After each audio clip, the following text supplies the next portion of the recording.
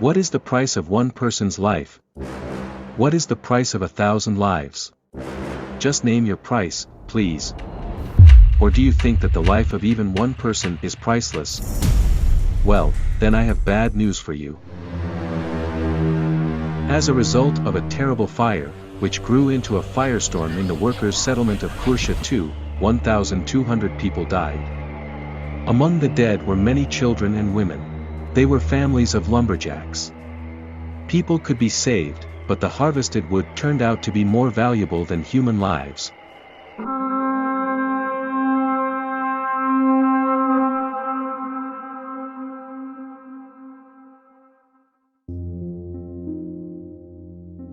My name is Fred Maximoff. This is case 320932. The events took place in the summer of 1936. Ryazan region, Soviet Union. In the 20s of the last century, the newly created Soviet state began to carry out accelerated industrialization according to the adopted 5-year plans. The country needed a huge amount of coal, ore, and wood, in order to provide cities such as Moscow, Vladimir and Ryazan with wood in the Meshcherskaya lowland. Work began on the development of forest reserves.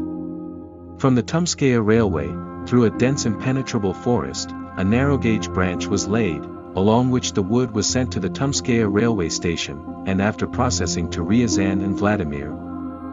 7 kilometers from the narrow-gauge line, the working settlement of Kursha was founded, the inhabitants of which were engaged in felling timber and loading it onto freight train platforms. Meshchersky logging was given special importance. The workers, in addition to conventional saws and axes, were equipped with electric saws and mobile generators.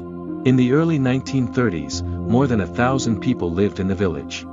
These were lumberjacks who lived in the village with their families on a permanent basis and visiting seasonal workers.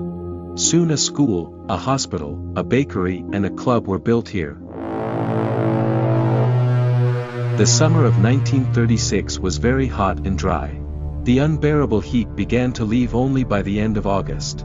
The drought affected cereals and potatoes. The crop failure was one of the causes of the food crisis and famine in 1936 and 1937. In Moscow, the temperature in summer rose to 37.5 degrees Celsius. In the cities of Kamyshin, Ivanovo, Sasovo, the heat reached 38 degrees. But the worst situation was in the Meshchersky region. There was no rain throughout the hot summer. Huge forests stood dry. One unextinguished cigarette butt was enough for the fire to engulf the entire forest. In early August, a forest caught fire near the village of Kursha. A strong fire turned into a deadly firestorm. With great speed, the fire engulfed the forests. Residents of the workers' settlement saw how in the distance a strong smoke enveloped the forest. Experienced lumberjacks realized that the firestorm was coming their way and it would be impossible to hide from it. The village stands in the middle of a pine forest. The only way out is the narrow-gauge railway.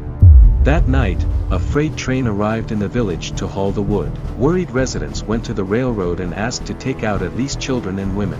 But the station manager refused to comply with the request, explaining that the wood must first be taken out, because the state would be at a loss if the goods burned in the fire. Work begins on loading wood onto train platforms. Loading continued all night. In the morning the train loaded with wood leaves. The next morning, the village was enveloped in heavy smoke, from which the inhabitants began to suffocate. Everyone anxiously awaited the arrival of the rescue train, which arrived only in the afternoon. There is sudden silence. At that moment, everyone begins to hear the terrible roar of the firestorm. People in a panic run to the train. It was their only salvation. Women and children were put on top of wood. Nearby they threw bags with things prepared in advance. Crazed with fear, people saw how a huge fiery wave was advancing on the village, swallowing houses. The powerful pillar of fire emitted a deafening roar similar to the sound of several fighters. The fire was getting closer. The train driver could no longer wait until all the inhabitants of the village were loaded and he began to depart. Right on the move, people jumped into the train who had not had time to take their seats earlier. The roar of the firestorm mingled with the screams of the people. Someone prayed, someone begged to wait, someone silently watched the village disappear in flames.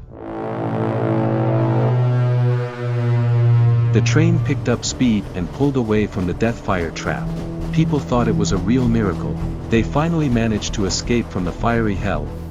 They did not know then that the fire had bypassed the railroad and surrounded them. The train driver saw that the bridge across the Cat River was burning ahead. Huge pillars of fire were rising into the sky to the left and right, and the forest was burning on all sides. It was impossible to abruptly stop the heavy freight train. Only a few people survived. A few more people survived the firestorm in the village. They hid in wells, cesspools and in a pond, wrapped in wet blankets, and only by a lucky chance did not suffocate.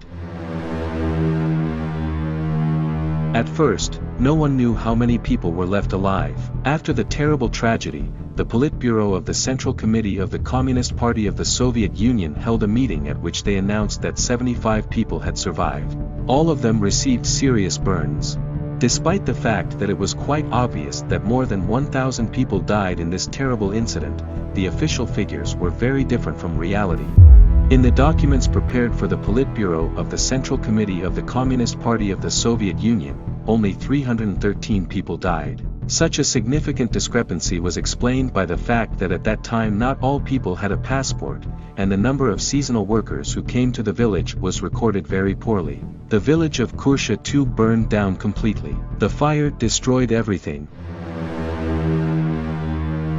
In 1936, there were no special rescue services in the Soviet Union. To organize the search and burial of the dead, local authorities offered barrels of wine to the residents of nearby villages. After that, there were volunteers who went to sort out the rubble to find the bodies of the inhabitants of the burnt village. All could not be found. After the search work ended, mass graves were dug on the edge of the former village. Mikhail Kalinin, chairman of the Central Executive Committee of the Communist Party of the USSR, came to the scene of the fire to assess the scale of the disaster. A major tragedy has not gone unnoticed. The entire local leadership was arrested. The director of the timber plant, the head of the forest guard and the chairman of the district executive committee sat on the dock. It was not possible to determine what caused the fire. Versions about an unextinguished cigarette butt, a fire, or deliberate sabotage have remained unconfirmed. The Soviet newspapers of that time kept silent about the incident and its scale. The country's leadership has decided that the population does not need disturbing and negative news. In addition, at that time it was clear that there would be a crop failure and, as a result, a food crisis. Nobody wanted to make things worse. They tried to restore the village destroyed by fire, but after the Second World War it was decided to evict all the people and dismantle the narrow-gauge railway. After that, the village was forgotten for many years, as if that terrible catastrophe had never happened here. And only in 2011, a memorial complex was erected at the site of the tragedy, consisting of a cross and a memorial plaque. I recommend that you watch this exciting story as well.